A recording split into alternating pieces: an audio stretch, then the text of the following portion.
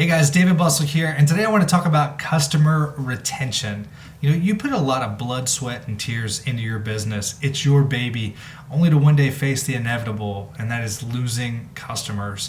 It's one of the hardest things, and it sucks. And so today I want to talk about customer retention and how to keep you from losing a lot of them. Now, it's important to note that no matter what you do, you're going to lose some customers, right?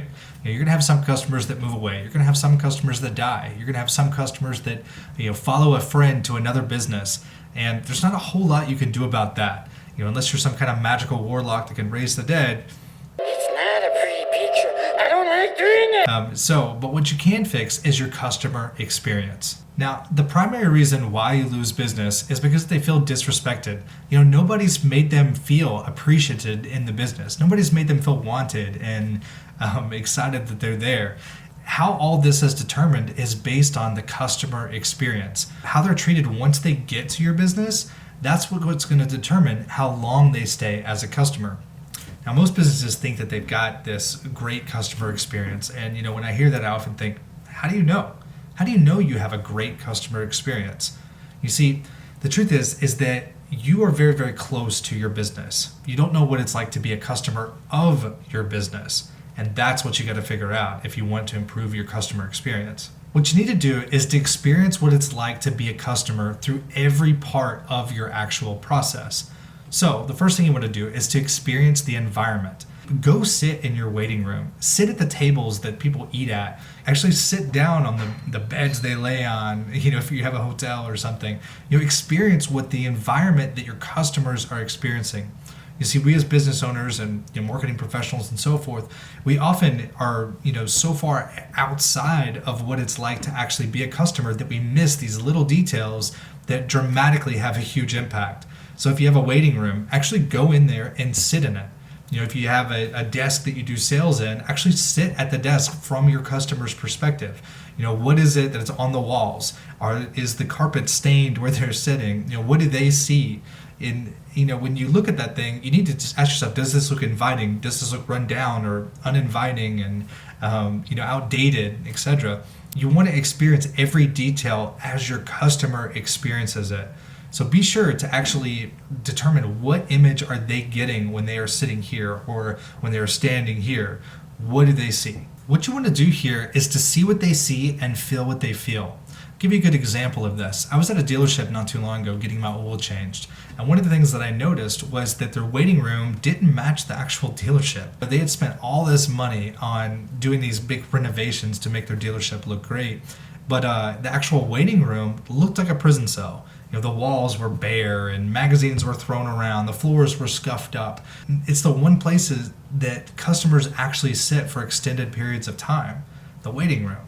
And when you invest all this money into the dealership and then you neglect the waiting room, it doesn't really match. It makes the customer experience kind of poor, right? Look at it through their eyes so that you can see what it's like to actually be a customer of your business. Remember, you as the business owner are often only in places that your customers are not. One of the things that you need to do too is to ask yourself, how can you make that environment friendlier, more inviting, more welcoming? Nobody wants to sit there in a waiting room for an extended period of time. So how can you actually make those experiences better? A good example of this is Disney.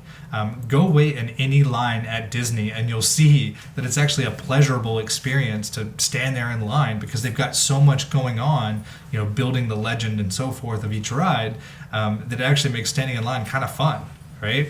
We were at Haunted Mansion a couple years ago, and while you're waiting in line, you're going through this process, and you can actually see some interesting stuff along the way.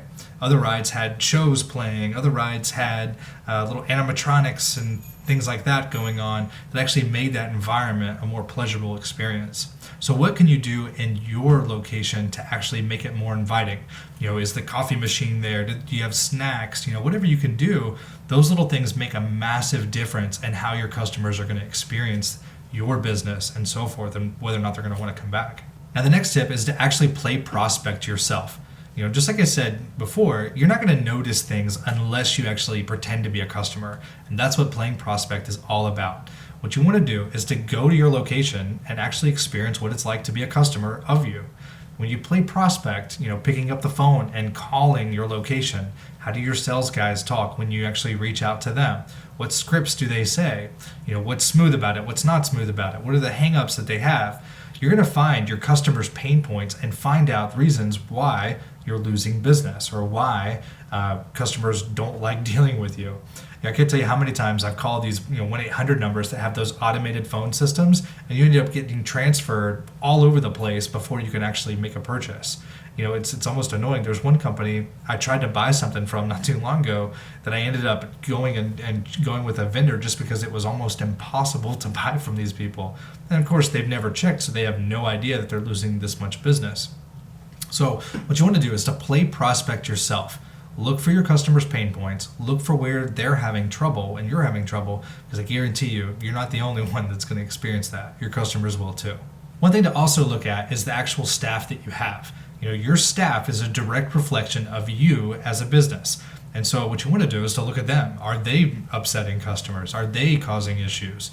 Finding good staff is a hard thing to do, but what you need to do is make sure that you police it and make sure you get the right people working for you, because they can have a huge negative effect on your business.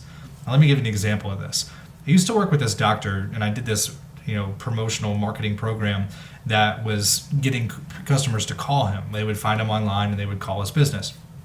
Well, I received a call from him about a month into the program or whatever, and I fully expected this guy to be absolutely thrilled, but he called angry.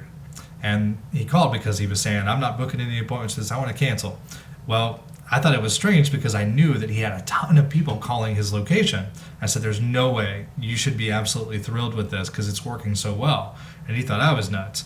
So what we did was we did a little bit of investigation. And luckily, I had a tracking phone number installed to where it was actually recording all these calls that he was getting.